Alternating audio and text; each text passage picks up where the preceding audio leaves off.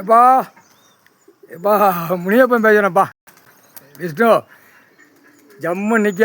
ஏப்பா ஆடை ஆவரணங்கள். ஏப்பா ஆடை பூமியில் பெரிய குடும்பம் தான். என்னப்பா எப்படி நீயும் பெரிய குடும்பம் தான்.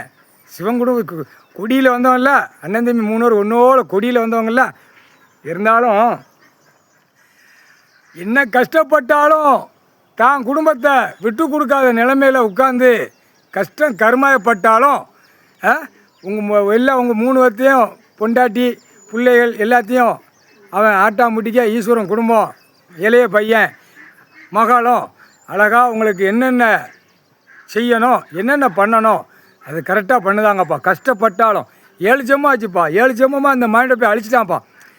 7 ஜென்மமாக சிவன் குடும்பம் வரக்கூடாது. பூட்டு இடத்து பூமியை பூட்டு போட்டு நச்சிட்டான். இது கதை பெரிய கதைப்பா. இந்த ஜென்மத்தில் எல்லாம் பூட்டு உடைச்சி எல்லா சொத்து கீத்து எல்லாம் உடைச்சி பூமியை நாசம் பண்ண மானிடப்பே பூரா ஆடு மாடு தின்னுட்டு அது ஆடு மாடு கோழிப்பறையில் உற்பத்தி ஆக்கி அது இது சாப்பிட்றதுக்கு பூமியில் கடவுள் ஆண்டவன் அவங்க அண்ணன் படைத்தான். அதை தின்னு அந்த விந்து அணுக்களில் வந்து கிடந்து இப்போ அழிக்கான். இப்போ 7 ஜென்மம் தின்னவன் மன்னராட்சி ஜமீன் கணக்கு அரசியல்வாதி இப்போ இது பூரா அதை தின்னு உற்பத்தி ஆக்கி அவன் பொண்டாட்டி கல்யாணம் முடித்து அதில் ஏற்றி இறக்கி பூமி அழிக்க விட்டுருக்கான். இப்போ பூமி அழிக்க விட்டுருக்கான். இப்போ அந்த பூமியிலே அதை அந்த இதில் அழிக்கான். அந்த வெறி புரியுதா? அதுகளுக்கு 5 அறிவு கொடுத்தாலும் கடவுளுக்கு முன்னாடி இந்தவர் பூரா சாப்பாடு உணவு கொடுக்கார். கடவுள் கொடுக்கார்.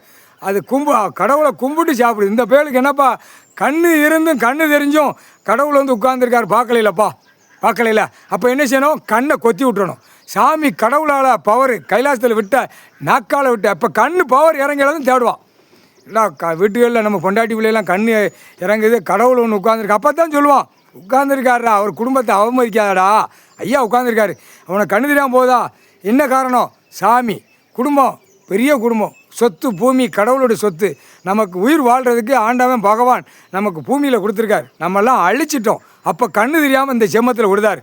அப்போ எல்லாம் கண்ணு தெரியாமல் ஆணு தான் போகுது. பெண்ணு ரசிக்கணும். பெண்ணு வந்து ஆணை ரசிக்கணும். இந்த ஜென்மத்தில் பெண்ணு வந்து ஆணை ரசிக்கணும். புரியுதா இல்லையாப்பா? ஆணு வந்து கண்ணை செயல் இழப்பான்.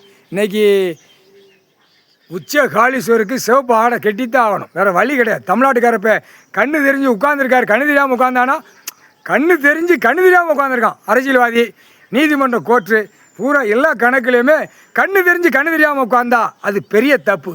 குற்றத்தில் குற்றம், குற்றத்துக்கு மேலே அப்புறமான குற்றம். இது எவ்வளோ பெரிய தப்பு? நீதிமான் பூமியில் உட்காந்தா வந்து கேட்கணும். கேட்காம இவ்வளோ கணக்கு நம்ம கொடுத்து கணக்கு விட்டு அப்போ ரசித்து பார்த்து கொண்டு இருந்தால் அப்போ உள்ள வீரபுத்திரன் கருப்பன் பைரவன் சின்ன கொண்டோட்டக்காரன் பெரிய எல்லாமே அவன் கேட்டான். நான் யாரையும் பார்க்க மாட்டேன். கண்ணு செயல் இழப்பான். கண்ணை கொத்தி விட்டுருவேன். எனக்கு அருவாளில் பவர் ஏற்றி கொடுத்துட்டார் கடவுள் இந்தாடா அப்படின்னு. ஆனால் நான் விட மாட்டேன். எங்கள் ஐயாவுக்கு முன்னாடி கொடுத்த உத்தரவு ஐயா கொடுத்த வேலையை நான் தட்டாமல் செய்வேன் அப்படின்ட்டான். சேத்தூர் பூரா கண் பார்வை இழக்கும் ஆணு சேத்தூர் பூரா. ஏன்னா ஒரு கணக்கு முடிச்சிருக்கு. இப்போ அடுத்தாப்புல முகவூர் கணக்கு முடிக்கல. எல்லா பொங்கல் ஆகா ஓகோ ஓடையில் கண்ணை கொத்தி விட்ருவேன். கண்ணை கொத்துவேன். கையில் அடி விழும். கையில் கொத்தி விட்ருவேன் அருவாட்டை. கை கெட்டு போட்டு போவான். கால் கெட்டு போட்டு போவான். குடும்பமே கந்தல் கோலமாக கண்ணீர் கூத்தலமாக இருக்கும் ஒவ்வொரு குடும்பங்கள். ஏன்னா கைலாசத்துலேருந்து விட்ட கணக்கு கையை தூக்கி கும்பிட்டு ஐயா அப்படிங்கிற கேள்வி அவன் கேட்கல ஆணும் பெண்ணும். அப்போ நம்ம கண்ணை கொத்தி கை கால் இழுத்து விட்டாச்சுன்னா ஆட்டாமடிக்கா கடவுள் ஒன்று உட்காந்துருக்காரு. அப்போத்தான் வெளியில் லீஸ் பரவும். இது ஏற்கனவே அமுக்கி விளாடுவான். ஏற்கனவே இங்கே தமிழ்நாட்டுக்கார போய் அமுக்கி தான் விளாடுவான். எல்லா ஸ்டேட்லேயும் ஐயா உட்காந்ததை பார்த்தா கொதிச்சு போகும்பா. எல்லாம் ஐயா உட்காந்துருக்காரு. தமிழ்நாட்டுக்கார போய் இவ்வளோ கூத்து அடிச்சிருக்கான். அதான் கண்ணு தெரியாமல் போகிறான். ஒவ்வொருத்தன் கண்ணு தெரியல திரை லோகத்தில் உடையில. அப்போத்தான் கடவுள் ஒன்று உட்காந்துருக்காரா தக்க தண்டனை. தமிழ்நாட்டிலேருந்து சேட்டை இது இங்கே இருந்தாப்பா எல்லாம் சேட்டை பண்ணி உலக நாடு அழிச்சிட்டான். முக்கால் சத்தியம் இப்போ உலக நாடு அழிச்சு வருவான். முக்கால் சத்தியம் அவங்க அண்ணன் என்னப்பா விஷ்ணு ஆள் கொஞ்சம் கனமாக வரப்பா. அவ்வளோ ஒரு சந்தோஷம். என்ன சந்தோஷம்ப்பா சந்தோஷம். நீங்களாம் ஒவ்வொரு கணக்கில் இங்கே கைலாசத்தில் குடும்பத்தோடு உட்காரணும். இன்னும் அதுவும் உட்காராமல் இருக்குது. நீங்கள் விஷ்ணுபுரமாக 2 பேர் உட்காரணும். அண்ணன் உட்காந்தாச்சு. வீடு உட்காந்து வீட்டிலேருந்து எல்லாம் கணக்கு போடுறாரு. அப்போ நீங்கள் 2 பேரும் உட்காரணும். அப்போ இந்த மாநில தமிழ்நாட்டில் எவ்வளோ சேட்டை பண்ணுதான் வருது. இங்கே கணக்கு சேட்டை உள்ள நீதிமன்றத்தில் முடியாத சேட்டை எல்லா சேட்டையும் இருக்குது. ஏன்னா உங்கள் 2 பேரும் இந்த வீடு வாசல் இங்கே உட்காரணும். நீங்கள் வீட்டில் உட்காரணும்.